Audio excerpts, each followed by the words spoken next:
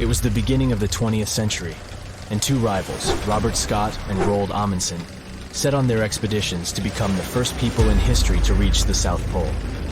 The race wasn't easy, and it ended tragically for Scott. Amundsen has won and set his tent on the pole before his rivals. A member of Scott's expedition known as Terra Nova, British geologist Thomas Griffith Taylor, not only survived the harsh conditions, but also made an unexpected discovery. He found a waterfall of what appeared to be blood at the rocky base of the glacier, which now has his name, in 1911. It took scientists more than a century to figure out what is behind the eerie coloring. A team of American scientists journeyed to Taylor Glacier with powerful electron microscopes to analyze its contents. Previous studies had scratched the surface of the crimson enigma, but no one had previously done a full-scale analysis of its mineralogical makeup. These researchers unleashed a whole arsenal of analytical equipment and spotted little iron-rich nanospheres. These teeny-tiny particles, 1/100th the size of human red blood cells, originate from ancient microbes. They flourish abundantly in the meltwaters of Taylor Glacier. These nanospheres are jam-packed with iron, silicon, calcium, aluminum, and sodium, forming a unique composition that paints the subglacial water a vivid shade of red. These nanospheres don't have the usual crystalline structure found in minerals, which is why previous detection methods failed to spot them. Taylor Glacier's icy depths harbor an ancient microbial community that has thrived in isolation for thousands or possibly even millions of years. This discovery could help us in the search for life outside of Earth. Dr. Ken Levy, a research scientist at Johns Hopkins University, has some impressive expertise in planetary materials and the analysis of Martian samples. He decided to find out what would happen if a Mars rover landed in Antarctica. Could it figure out what makes bloodfalls so mesmerizingly red? So, researchers treated bloodfalls as a simulated Martian landing site. They used techniques inspired by the rovers exploring the red planet. The samples they collected were sent to Johns Hopkins processing facilities. There, Livy unleashed the power of transmission electron microscopy and revealed the enigmatic nanospheres. He made the conclusion that our current methods of analyzing other planets' surfaces with rovers fall short. They can't unravel the true nature of environmental materials, especially on chilly planets like Mars. These materials might be super tiny and non-crystalline, throwing off our detection methods. To truly grasp the essence of rocky planets, we'll need transmission electron microscopes. Strapping one onto a Mars rover isn't feasible yet, but it could mean a start of a new era in space exploration. Have you ever seen a waterfall on fire? Every February, when the stars align just right, Horsetail Fall in Yosemite National Park gets a sensational makeover. As the sun sets, its rays hit the waterfall at the perfect angle, transforming it into a blazing display of vibrant orange and red hues. We don't know exactly who and when discovered this natural miracle. The original valley dwellers may have known about it, but they kept it to themselves. It wasn't until 1973 that photographer Galen Rowell captured the first known photo of the waterfall, bringing it into the limelight. Since then, the firefall has become a global sensation, spreading like wildfire on social media and drawing crowds from far and wide. This magnificent cascade draws hundreds of spectators every year, but they can only see the show under certain conditions. First things first, Horsetail Fall needs a flowing stream. If there's not enough snowpack in February, the waterfall won't have enough water to create the magic. The temperatures must be warm enough to melt the snowpack during the day. If it's too chilly, the snow will stay frozen, and the fiery spectacle won't ignite. Second, we need a clear western sky at sunset.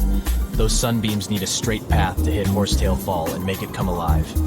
And since the weather in Yosemite is ever-changing, clouds can magically clear up just in time for the show. If all the conditions are just right, you'll witness the Yosemite Firefall in all its glory for about 10 minutes. The mystery of the sailing stones in California's Death Valley National Park has puzzled scientists for years. Heavy stones seem to have a mind of their own and move across Racetrack Playa, a dried-up lake bed. They leave behind a trail on the cracked mud. There were all kinds of theories to explain this phenomenon. From magnetic fields or dust devils, which are strong whirlwinds, to mischievous pranksters. No one has actually witnessed these rocks in action, which only added to the mystery. In 2006, a NASA scientist named Ralph Lorenz entered the scene. He was studying weather conditions on other planets, but he couldn't resist the allure of Death Valley and those elusive sailing stones. He had an eureka moment while tinkering at his kitchen table with a Tupperware container. Lorenz filled the container with water, leaving a small rock poking out, and chucked it in the freezer. Then he placed this icy construction in a big tray of water with sand at the bottom and gently blew on it. The rock began to glide across the water, leaving a trail in the sand. Lorenz had been studying how ice can make big rocks float and move along tidal beaches in the Arctic Sea. Applying this knowledge, he and his research team figured out that, under certain winter conditions in Death Valley, enough water and ice could form to make the rocks float across racetrack playa in a light breeze. And as they glided, they left their mark in the muddy terrain. The River of Five Colors, Cano Cristales in Colombia, has the unofficial title of the most beautiful river in the world. For most of the year, it looks like any other regular river. The real magic happens between the wet and dry seasons, when the water level is just perfect. This unique river floor is lined with a special plant, and when the conditions are right, it bursts into a dazzling display of colors.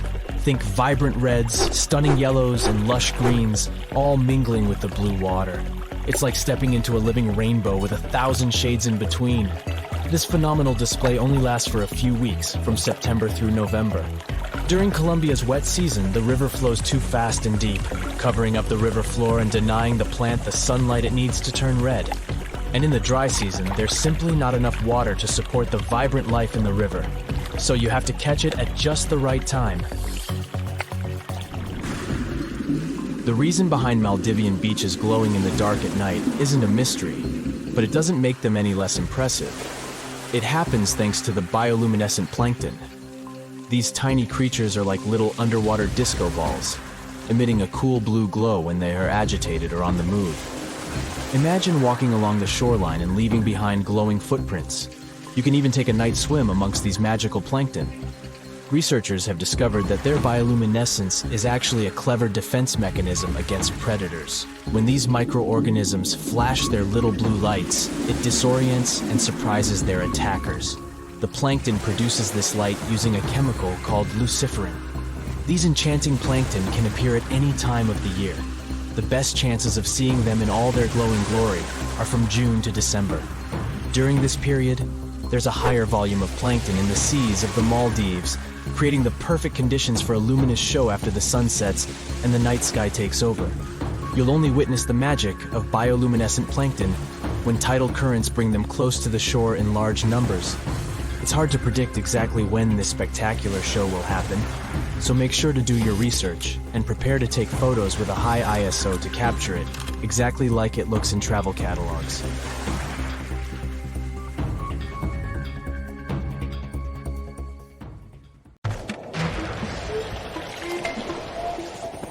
There's not much to do in Antarctica except scientific work.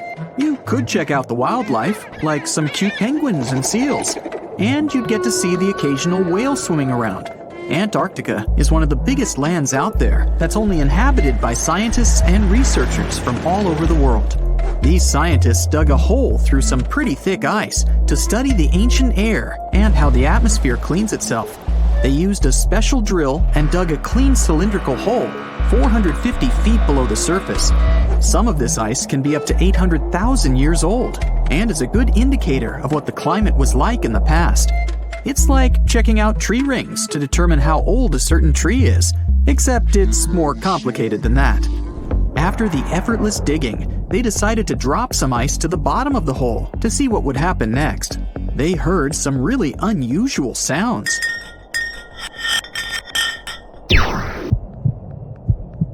It felt like being on a spaceship traveling through a bunch of obstacles with many rocks smashing into each other.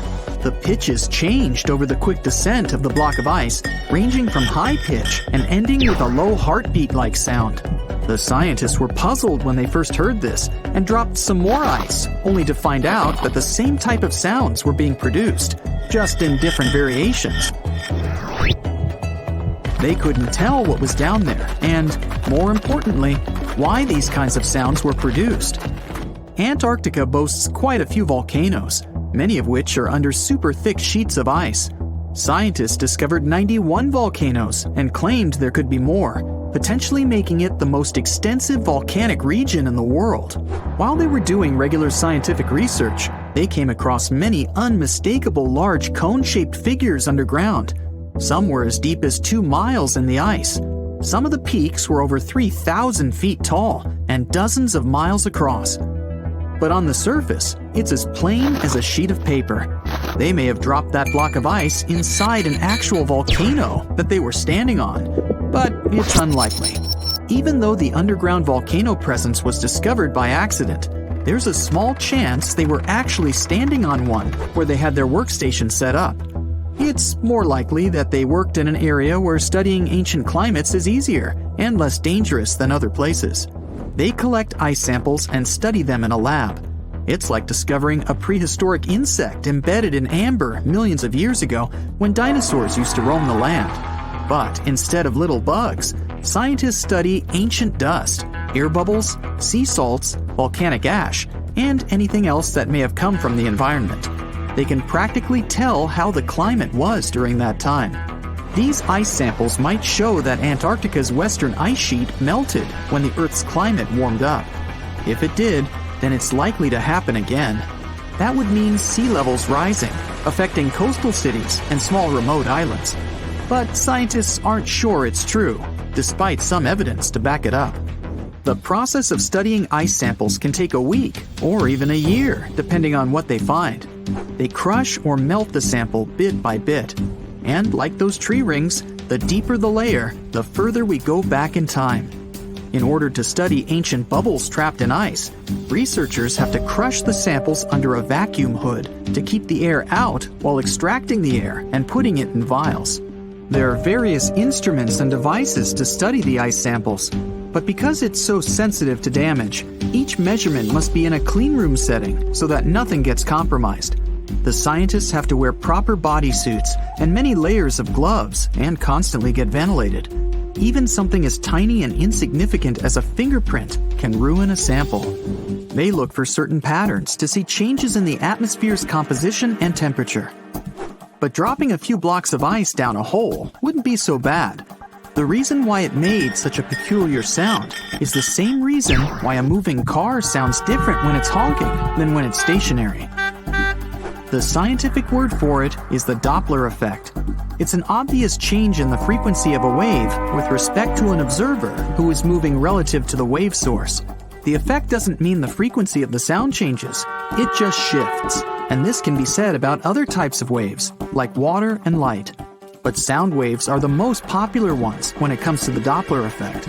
So, when the scientists dropped the ice block down the bottom of the hole, the sound waves traveled back up and bounced around the narrow tube where they drilled. That's why they got the pew pew sound. Let's not forget that this ice block traveled 450 feet beneath us. Oil ships dig holes in the oceanic crust that go thousands of feet beneath the Earth. The Kola Super Deep Borehole in Russia is the deepest hole ever made by humans. It goes more than 40,000 feet below the surface and took almost 20 years to reach 7.5 miles. Below it is only half the distance to the mantle. In terms of the whole Earth, this very deep hole is literally scratching the surface. This wasn't a hole to dig for oil, and wasn't in the ocean either. The drilling was stopped in 1992 when the engineers found out that the temperatures were 100 degrees Fahrenheit higher than they predicted. And then it was abandoned, and it's just been a barren hole now. But that's the closest we've dug to the center of the planet. The scary thing is that some of the workers on the site could hear voices coming from within.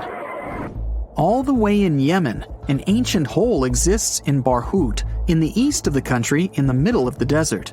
It's actually closer to Oman than to the capital Sana'a. This hole has puzzled experts and locals. Unlike the holes in Russia and Antarctica, This wasn't man-made. Or was it? It's been around for many years, and the locals try to steer away from it. They don't even like talking about it, since they claim it brings bad luck to those around it, or to whoever utters its name. They claim it was created as a prison for spirits, but many rule that out. The hole is 98 feet wide and somewhere between 330 to 650 feet deep. You can also hear strange sounds coming from the inside. But according to some scientists, the well has little to no ventilation and barely has any oxygen down there. So it's unlikely that anyone or anything lives down there. The Challenger Deep in the Mariana Trench caught some low-pitched grumble sounds in March of 2016. Some of these grumbles were followed by screeches. They caught these sounds in a span of weeks, using a titanium-encased microphone so that the immense pressure of the lowest point on Earth wouldn't crush it. They had to lower it slowly as well, since it's 1,000 times the atmospheric pressure at sea level. For 23 whole days, the microphone recorded typical sounds of whales passing by and boats sailing across from above, and even rumbles of nearby earthquakes, but they still couldn't determine what caused those initial sounds. The researchers couldn't understand if the noise from the bottom of the Mariana Trench was caused by humans or was natural. They also wanted to know if these sounds affected marine life, like dolphins and whales that rely on echolocation. They still can't figure it out, but scientists estimate that the ocean is about 10 times noisier than it was 50 years ago. With technological developments in shipping, submarines, and underwater construction, the ocean will only get louder with time. Northern lights come with sounds, which nobody talks about. They're usually audible when the auroras are at their most powerful presence. Scientists were always puzzled as to what caused the faint popping and crackling, even though they were very far above us. They used some special microphones and found out that the sounds came just 230 feet above us, which is pretty low. They're caused by electrical charges gaining power in a specific region of the auroras. The electrical charges are disturbed by magnetic storms that fire up the northern lights. As a result, some tiny sparks are released into the atmosphere, causing the faint crackling and popping noise. Do you know that NASA explores not only stars, planets, galaxies, or black holes? Hard to believe, but yes. The agency also works on discoveries here on our home planet Earth. So what has NASA recently discovered? Is there life under the ice? While they were analyzing data recently, they discovered something unbelievable hiding under Antarctica's ice. And this discovery not only changes everything we know about the whole water system of the Earth, but it may also help with research about life in space. Humankind's existence might depend on understanding Antarctica and its secrets. So, the recent discoveries reveal vital information about our survival. But before we continue, let's see how much you know about this place, where it's only ice as far as your eyes can see. Antarctica is one of the world's 7 continents in the southern hemisphere. It's the 5th largest continent in terms of total area, and that means it's almost twice the size of Australia. Want to see real meteorites? Go to Antarctica. Due to its dry climate, Antarctica is one of the best places to observe space. But what's even greater is that you can find meteorites on the white surface of the continent. Scientists have already plucked about 45,000 meteorites from the ice, and they think they can see another 300,000. Since there aren't many terrestrial rocks there, it's easy for them to spot them, thanks to their dark color. Antarctica's dry desert environment also helps preserve them, even the ones that fell to Earth more than 1 million years ago. And can you imagine any volcanic activity in Antarctica? It's hard. But this place is where fire meets the ice. West Antarctica is where most volcanic activity occurs. Scientists recently found that 138 volcanoes exist in West Antarctica alone. Wow! You would think that Antarctica is always cold, but no. Its coastal regions can get as warm as 50 degrees Fahrenheit. But have you ever wondered what Antarctica would look like if there were no ice? It may seem unimaginable now, but it was not always covered by ice. That was 34 million years ago, though. so nobody could tell how the continent's surface would be without the ice. But NASA changed that. They generated computer simulations and created the most accurate map of it as of today. What they saw was incredible. The continent was not flat at all like it seemed. It's pretty bumpy with valleys, rolling plains, and high mountains. But this was nothing next to what they had discovered under Antarctica's ice. So, what is it? Drum roll, please. NASA found 2 new subglacial lakes. And what's even cooler about it is that they spotted these lakes from space. How is that? If your answer is high-tech satellites, then you're right. In 2003, NASA launched a satellite called IceSat. It measured ice sheet mass balance and cloud and aerosol heights. The satellite also helped create the ice-free map of Antarctica. In 2010, the European Space Agency launched the second satellite, CryoSat-2. It was for tracking the changes in the thickness of the ice. Then, in 2018, NASA launched the third one, IceSat-2, a follow-on to the IceSat spacecraft. It measured ice sheet elevation and sea ice thickness. It was NASA's most advanced Earth-observing laser instrument. It delivered the highest precision data. And when that was combined with the data from the other satellites, it was possible to spot these 2 new lakes near a pair of larger ones. But how is it possible that these lakes exist in the first place? The average thickness of most Antarctica ice is approximately 1.2 miles. However, it can get over 1.8 miles thick in some places, especially during the winter. So, you might think that there's nothing under there, but science says otherwise. It's not quite possible to see it with your bare eyes, but the continent's ice is slowly but constantly flowing in different directions under the force of its weight. But scientists could not figure out how water moved for many years. That started to change in 2007, when data gathered from the IceSat provided insight into what hides beneath the surface. They first discovered an entire network of meltwater lakes connected under Antarctica's fast-flowing ice streams, and there were hundreds of them. Scripps Institution of Oceanography glaciologist Helen Amanda Fricker figured that the elevation changes measured by IceSat happened because of the dynamics of these lakes. They did not hold meltwater statically. Instead, they were filling and draining continuously over time through a system of waterways. And as they did that, the ice above rose and fell. But where do they drain? The ocean, of course, and it drains a lot. A recent study, co-authored by Fricker, found that the drainage of one lake flushed as much as 198 billion gallons into the ocean in only 3 days. Countless mysteries about how nature works are still waiting to be solved. But finding the 2 new lakes will give scientists a better picture of how fast the Antarctic ice sheet will change as the climate gets warmer, and how this will affect global ocean currents and sea level rise. The filling and draining cycle of the lakes also cause the ice sheet to suffer cracks and crevices. So, the information they find from these new lakes will also give them a better understanding of the damage on the surface of the ice.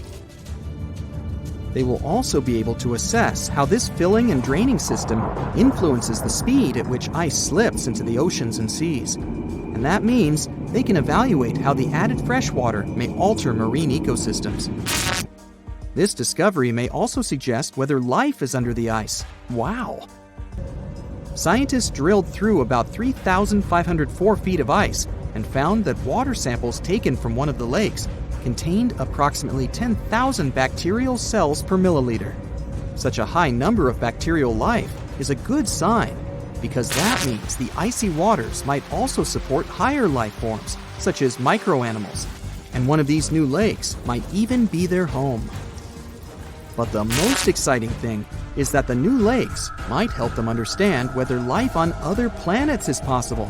Scientists believe any life below the frozen surface of the planet Mars might follow the patterns seen in Antarctica's lakes.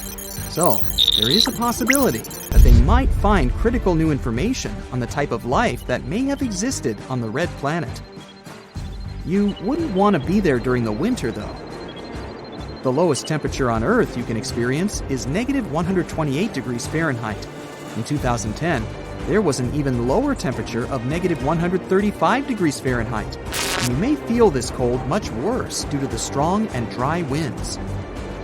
Did you know that the size of the ice surface on Antarctica also changes throughout the year? It's about 1.2 million square miles during the summer, but when it's winter, it grows to 7.3 million square miles. Yet, despite the change, it remains the largest piece of ice on Earth. Sorry, Arctic, you lose. Do you know these cute little penguins? Consider these animals the locals because there is no native population in Antarctica. It's a no man's land because no single country owns it. But do you know who really owns it? 5 different species of penguins, seals, and killer whales. Ha. Despite the continent's harsh conditions, you can visit it as a tourist for fishing and research purposes. Around 5,000 people reside on the continent during summer at research stations. But when winter comes, the number naturally drops down to 1,000. Antarctica. We've all dreamed of visiting the Arctic and witnessing the natural wonders of polar bears frolicking on ice floes or the aurora borealis dancing across the sky. Well, sorry to break it to you, but you won't find any tourists flocking to Antarctica anytime soon. Why, you may ask? Let's dive into it. First off, where is Antarctica? It's located in the southern hemisphere, specifically at the South Pole. The Southern Ocean surrounds it, and most of the continent is covered by ice, making it one of the most remote and frigid places on Earth. Now, have you ever met someone who's visited Antarctica? Probably not. It's one of the least visited places on the planet, and only a handful of lucky explorers have seen its interior, which is mostly made up of glaciers and ice fields. But trust me when I say the wildlife and scenery are out of this world. Why shouldn't you travel to Antarctica? Well, for starters, the environment is incredibly fragile and can be easily damaged. Plus, there are no native human populations on the continent, so your travels would essentially be like visiting an uninhabited island. And let's not forget that it's also one of the most expensive destinations to travel to. Despite all that, Antarctica is not exactly guarded like a fortress, but there is an international agreement called the Antarctic Treaty. This treaty was negotiated to prevent any unwanted activity on the continent and bans some forms of testing done there by member states. But the primary reason we can't just waltz into Antarctica is that it has a delicate ecosystem that needs protection. The treaty states that Antarctica should be used for peaceful purposes only and should be free from any human activity that could harm the environment. Scientists are still learning about the continent's unique ecosystem, and our activity and machines could disrupt the delicate balance that exists there. If you're still itching to go to Antarctica, getting permission isn't exactly a walk in the park. U.S. citizens, for example, need to complete a special form and send it to the Office of Ocean and Polar Affairs. And once you're there, you'll need to follow some strict guidelines to protect the environment, like not disturbing any wildlife or taking souvenirs like rocks, plants, or animals. Now, technically, can you live in Antarctica? While there are no laws banning people from living there permanently, it's a very inhospitable environment and unsuitable for human habitation. Temperatures can reach negative 76 degrees Fahrenheit and below, making it nearly impossible for anyone to survive without the proper equipment and experience. Plus, the nearest piece of land is over 1,000 miles away, making any inhabitants completely cut off from the rest of the world. Who knows? Maybe one day we'll get the chance to visit this unique and fascinating continent. But until then, let's admire it from afar. Let's now talk a bit about the discovery of Antarctica. Unlike other places that were already inhabited, Antarctica never had a native human population. Ancient Greek philosophers had an idea about the continent and called it Antarctos, meaning opposite the bear. The bears it refers to are not the polar ones though, but rather the Great and Little Bear constellations, which are only observable in the northern hemisphere. As a result, the term signifies the opposite of the land of the bear.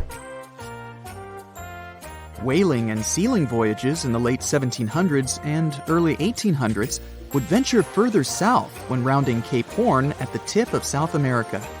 It was known that going further south often meant stronger winds, but also the risk of hitting floating ice of all sizes and of winds and seas that could prove dangerous to the ship and crew. Captain James Cook was the first to cross the Antarctic Circle on January 17, 1773, in the Ross Sea region.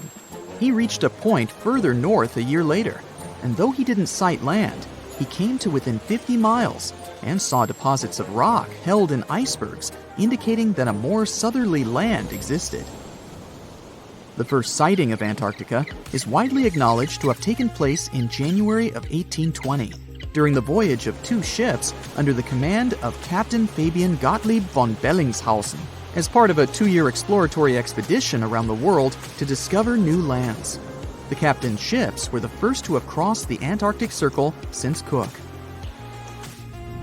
The first undisputed landing on Antarctica didn't happen until much later, on January 24, 1895, at Cape Adare during the whaling voyage of the ship Antarctic, led by Henrik Bull. A small boat with 6 or possibly 7 men on board rowed ashore during calm conditions. You might not believe it, but Antarctica is actually a desert. With all that ice, you'd think it'd be like a winter wonderland with snowball fights and hot cocoa all day long. When we think of deserts, we picture camels and cacti and people struggling to find water. But in Antarctica, it's a whole different story. The struggle isn't to find water, it's to find anything that's not covered in ice. And the average rainfall has been just over 0.4 inches in the past 30 years. That's like a few drops of rain compared to what we're used to. So technically, it's not the dunes or sizzling heat that makes a desert, well, a desert. It's the lack of precipitation. But don't worry, if you ever find yourself lost in Antarctica, you won't have to worry about getting thirsty. Just make sure you bring a jacket and some mittens, because it's cold enough to make you into a popsicle. Not only is Antarctica one of the driest places on Earth, but it's also the coldest, the windiest, and the highest.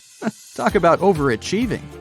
The penguins and scientists down in Antarctica have at times found themselves in a bit of a pickle when it comes to time. You see, unlike the rest of us on this big blue planet, there is no Antarctica time zone. All the lines of longitude meet at a single point at the South Pole, making it a bit of a head-scratcher when trying to figure out what time it is. Now, you might be thinking, but how do the scientists and researchers keep track of time down there? Good question. They typically stick to the time zone of the country they departed from. However, with stations from all over the world on the Antarctic Peninsula, things can get a little wacky. Imagine trying to coordinate with your neighboring countries without accidentally waking them up in the middle of the night. You might think that not much could survive in a place where the temperature is extremely cold, the sun barely shows up, and the wind could blow you away faster than a tumbleweed. Well, as in many places on Earth, life found a way in Antarctica too. Believe it or not, this frozen continent is buzzing with activity. It's home to billions of krill, which in turn attract lots of seals and more penguins than you can shake a fish at. But don't let their cute and cuddly appearance fool you. Penguins are the ultimate swimmers, with streamlined bodies that would make Olympic medal winners jealous. They come ashore to breed and chill, but their real talent is stealing pebbles from each other and forming mathematically precise huddles to stay warm. Antarctica is also home to the largest species of penguin on Earth. It's called the emperor penguin. Sure, these creatures are flightless birds, but that doesn't mean they can't jump. In fact, some of them can leap up to 120 inches. And let's not forget about the seals. With their furry bodies and special songs, these marine mammals are protected by the Antarctic Treaty, and they're thriving in the cool waters of the Southern Ocean too. But the real stars of the show are the whales. During the Antarctic summer, These huge creatures show up in droves to chow down on the abundant krill. It's indeed like a whale buffet down there. Your geography teacher must have told you there are 7 continents in the world. In 2017, scientists made an announcement that changed this universal truth: the discovery of Zealandia. They called for a change in world maps and provided us with some proof, of course. First off, let's take a look at the ocean floor near New Zealand. The continental shelves of this mysterious continent are chilling at a depth of around 3,280 feet below sea level. The nearby oceanic crust dives even deeper at 9,800 feet below that. All of that is giving us those continent vibes, with varying altitudes from deep below the ocean to the majestic Mount Cook, standing tall at 12,217 feet above sea level. Brave geologists have gone deep down to collect rocks from the ocean floor. They found that unlike the nearby oceanic crust, which is made up of fresh basaltic rocks, the crust around New Zealand is one impressive mix. We're talking granite, limestone, sandstone, and some ancient rock types that are incredibly ancient. All this screams continental crust. Finally, scientists have discovered a narrow strip of oceanic crust that separates Australia from the hidden land of Zealandia. It means these two are separate continents. 85 million years ago, Zealandia decided to break free from the supercontinent Gondwana. Millions of years later, the Earth's tectonic plates, those puzzle pieces that make up our planet's crust, started throwing a wild party. The mighty Pacific Plate, the heavyweight champion of tectonic plates, decided to take a dive beneath Zealandia's continental crust. This process is called subduction. As a result, the root of Zealandia, that connection to its continental crust, broke off and went into the depths below. So you see now that it takes millions of years and a lot of action for a new continent to form.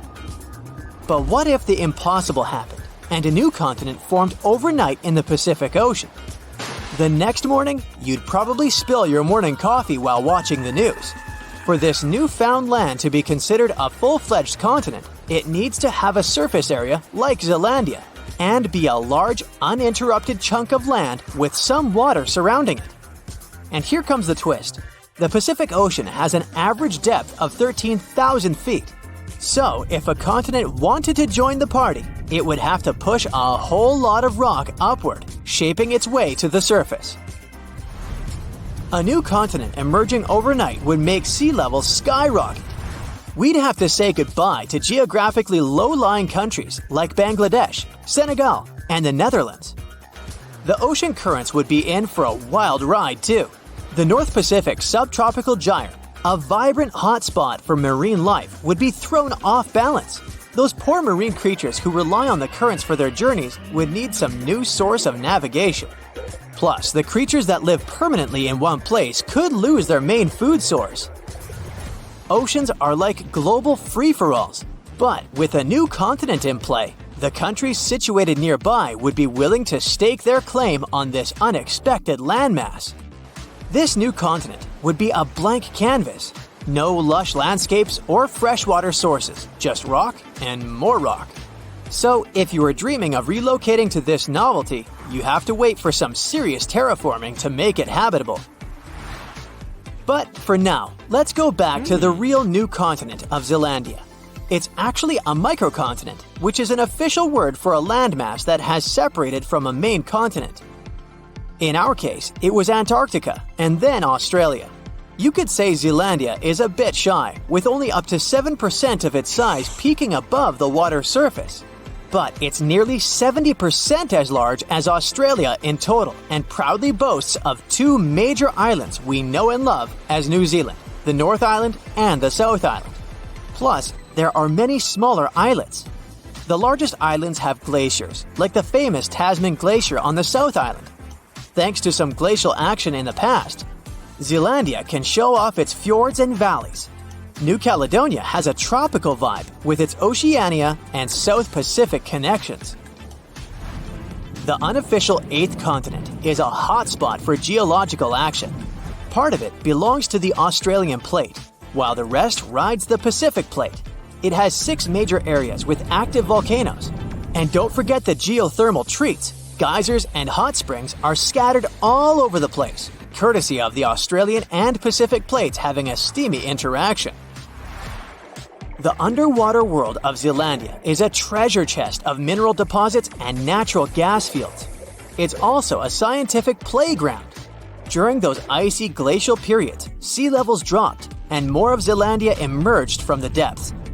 The fossils this process left behind are like an encyclopedia of valuable clues about the life that thrived here during ancient times.